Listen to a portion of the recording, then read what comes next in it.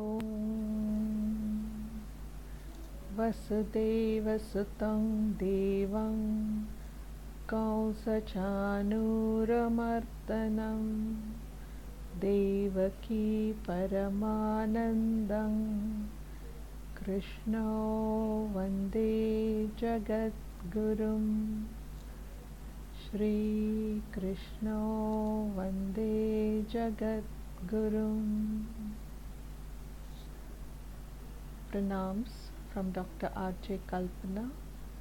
Welcome to the study of the Bhagavad Gita. In today's session, we will study Chapter 2, Sankhyayoga, or the Yoga of Knowledge. We will study from Shloka 45 onwards. Arjuna, the Vedas deal with the evolutes of the three gunas, the modes of Prakriti, worldly enjoyments, and the means of attaining such enjoyments. Be indifferent to these enjoyments and their means, rising above pairs of opposites like pleasure and pain, established in the eternal existence of God, absolutely unconcerned about the supply of wants and the preservation of what has been already attained, and self-control.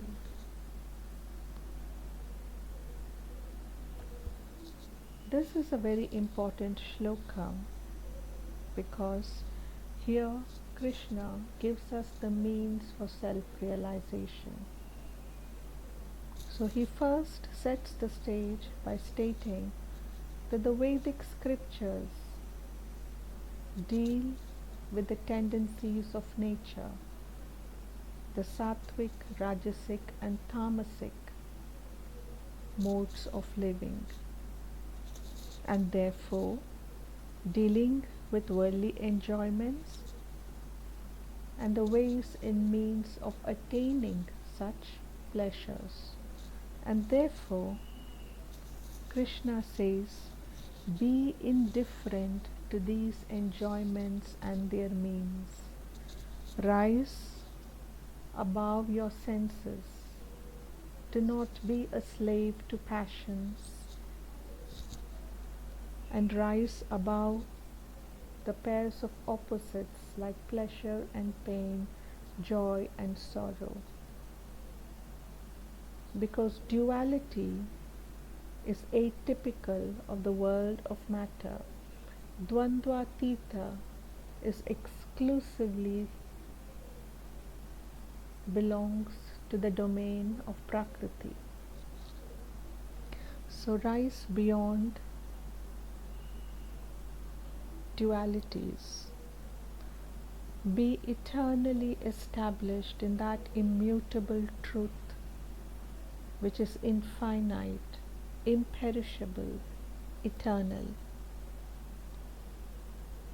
Remain absolutely unconcerned about your wants.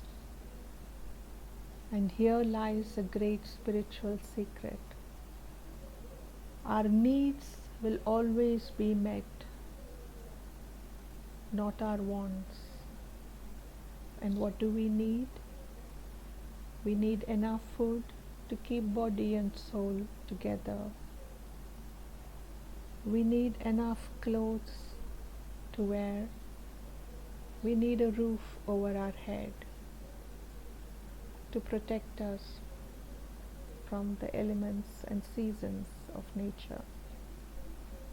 That's all. Our wants are endless. Expensive holidays, expensive jewelry,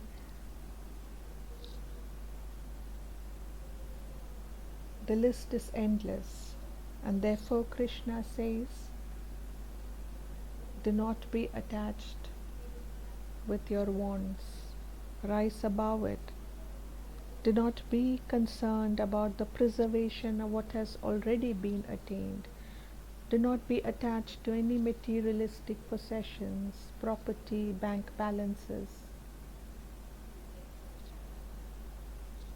and remain self-controlled. Meaning, control your senses and rise above dualities of existence. Remain established in that eternal divine presence that is within us, and be content with whatever is available to us.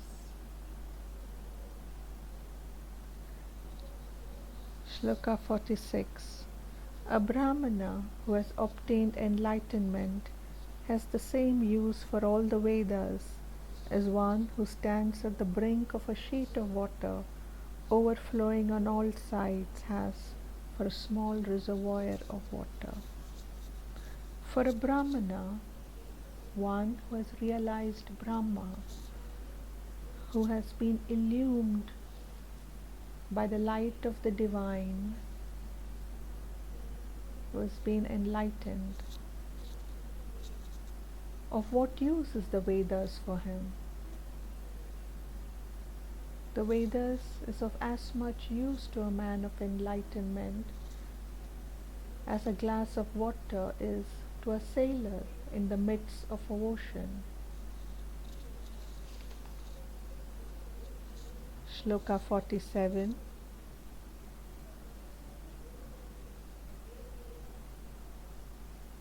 Karmanyevadikaraste ma phaleshu kadachana ma karma phalaheturbhurma te sangostva karmani. Your right is to work only, but never to the fruit thereof. Be not instrumental in making your actions bear fruit, nor let your attachment be to inaction. This is a very famous shloka and is oft quoted by people everywhere. And this is a very important shloka as well, because here Krishna says, Karmanyevadikaraste. Your right is to work only. Your right is only to karma. Your right is to action, but not to the results of those actions. So be not attached to those actions, whether it results in success or failure.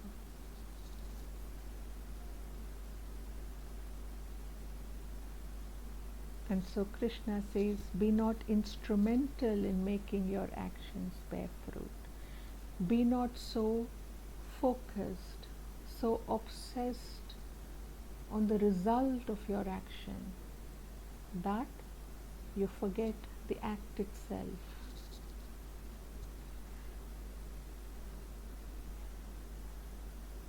And be not so fearful of failure. Be not so fearful of what results your actions might generate, and therefore desist from acting completely.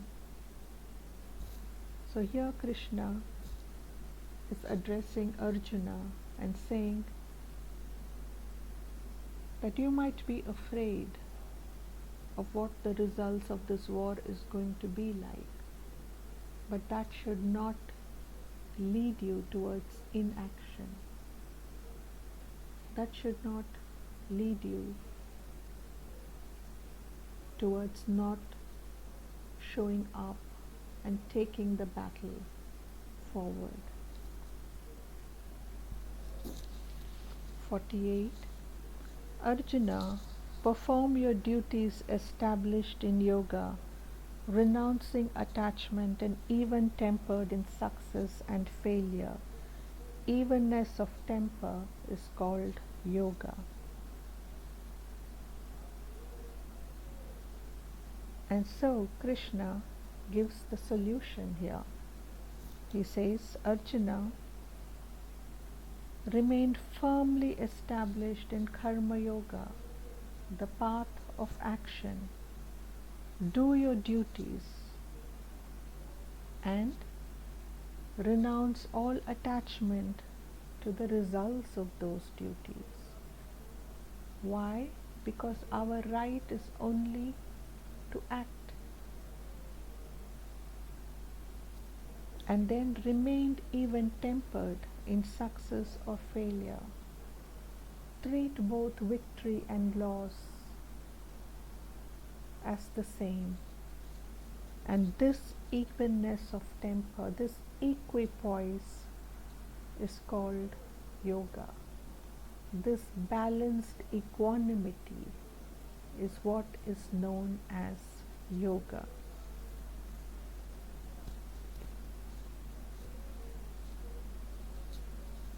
And therefore, Krishna talks about the process of karma yoga and discouraging actions that are born out of desire and selfishness. He glorifies the spirit of equanimity. Shloka 49. Action with a selfish motive is far inferior to this yoga in the form of equanimity. Do you seek refuge in this equipoise of mind, Arjuna? For poor and wretched are those who are instrumental in making their actions bear fruit.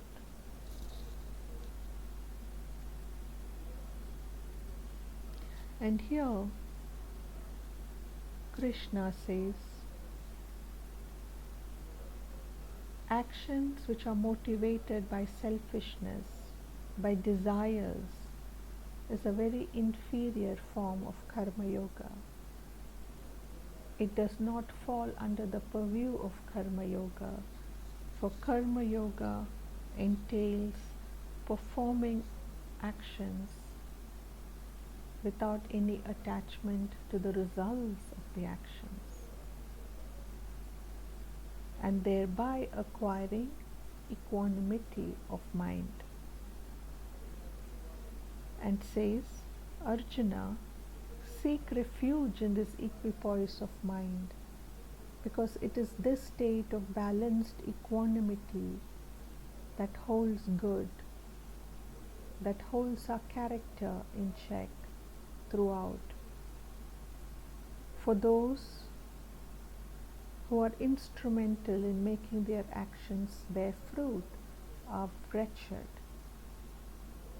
Why? Because they have only created more samskaras for themselves. Shloka 50. Endowed with equanimity, one sheds in this life both good and evil. Therefore, strive for the practice of this yoga of equanimity. Skill in action lies in the practice of this yoga. So here Krishna says that if we are endowed with a balanced equanimity, then we rise above value judgments. No longer do we attach values, or rather, no longer do we judge actions as good or bad. And therefore, there is fine skill in our action, because there is complete focus on our duty. No more is our eyes blinded by the temptations of success or by the fears of failure. If you recall the story I said about once Dronacharya testing the 5 sons of Pandava and the 100 sons of the blind king Dhritarashtra. Each one of them steps up to the plate to take their shot at the target. But only Arjuna answers the question of Dronacharya. When he asks, "What do you see?" Arjuna says, "I see the eye of the bird, and therein lies skill in action, not the accolades that he would receive from his guru if he has successfully completed the task, not the ridicule and the mockery that he will face amongst his peer group if he fails in succeeding, but absolute and complete focus only on the act that he was called upon to perform. And therein lies great skill in action. Shloka 51. For wise men possessing an equipoised mind, renouncing the fruit of actions, and freed from the shackles of birth, attain the blissful supreme state. And here Krishna says that it is those wise seers who, having attained equanimity of mind, are able to renounce the fruits of their actions. They attain liberation because they are freed from the shackles of birth and death. And having attained liberation, they go further and they are able to attain the supreme state of blissfulness, Ananda, Anandamaya Kosha, Sat Chit Anandam, that bliss that belongs only to the divine. So 52. When your mind will have fully crossed the mire of delusion, you will then grow indifferent to the enjoyments of this world and the next have been heard of, as well as those that are yet to be heard.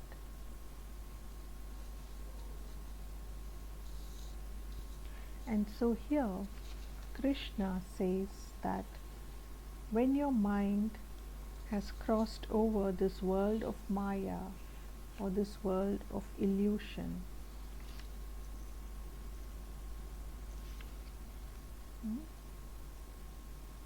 then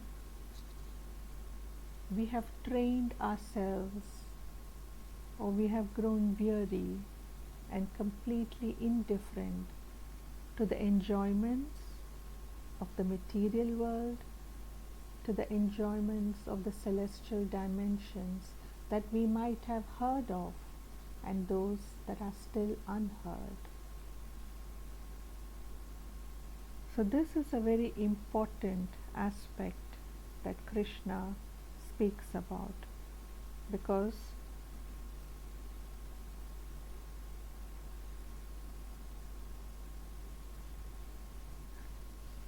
the impurities of the mind will need to be purified, and they can only be purified when they rise beyond any kind of attachments,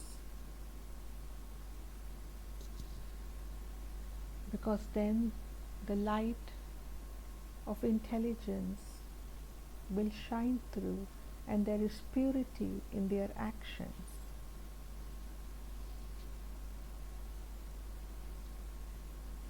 And therefore the mind will regain its natural state of transparency. Shloka 53. When your intellect, confused by hearing conflicting statements, will rest steady and undistracted in meditation on God, you will then attain yoga, the everlasting union with God. So if we practice and we attain a state of balanced equanimity, we are able to rise beyond the dualities that are inherent in this world of nature, in this material dimension. Our mind will no longer be confused by conflicting statements. They will remain steady and focused only on that supreme goal, the divine principle, and then we will be able to attain merger with the divine. Shloka 54. Arjuna said, Krishna, what is the definition of a God-realized soul, stable of mind, established in samadhi? How does the man of stable mind speak? How does he sit? How does he walk?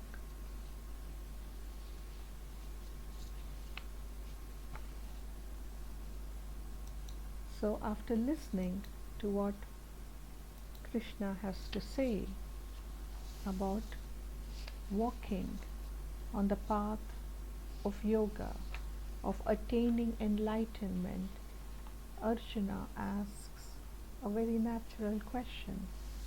How do we identify this God-realized soul? How do we identify the enlightened man who's walking amongst us? How does he speak? How does he sit? How does he walk?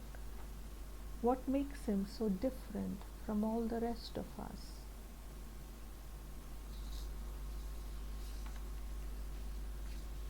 Shloka 55.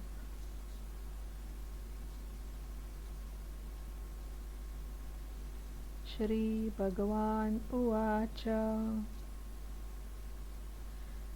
Prajahati Yada Kaman Sarvan Partha Manogatan Atmanyevatmana Trishtas Sthita Prajnastadochyate. Sri Bhagavan said, Arjuna, when one thoroughly dismisses all cravings of the mind and is satisfied in the self through the joy of the self, then he is called stable of mind.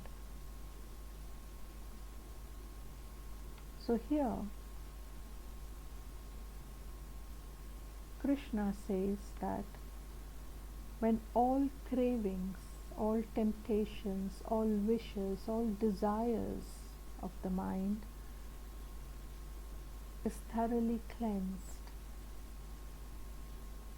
and one is satisfied in the self through the joy of the self, meaning that one is connected with that divine presence in the body, and that is the only joy that one seeks, the presence, the realization of the divine within, then that man is called stable of mind.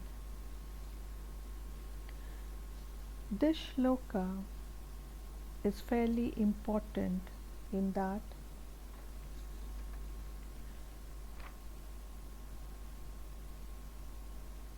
one, Krishna talks about the marks or the identifications of a person with a stable mind.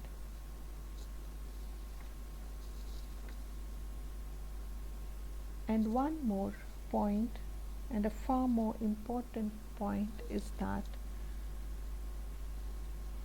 the Bhagavad Gita consists of 18 chapters and 700 shlokas.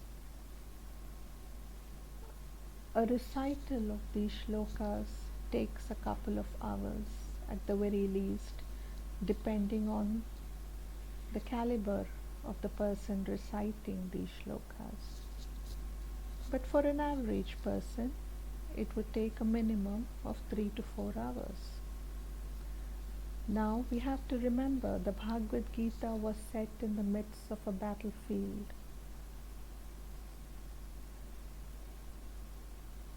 Sandwiched between two armies, the chariot of Arjuna was present, and Krishna and Arjuna were having a conversation. Would it be possible to stop the war for 3 long hours? No. So the Bhagavad Gita is transmitted knowledge. As the questions arose in Arjuna's mind, Krishna transmitted the answers. Transmission, yogic transmission, is a form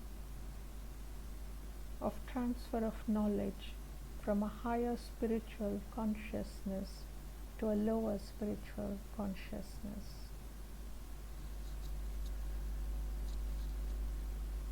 Which is the manner in which we received the Vedas.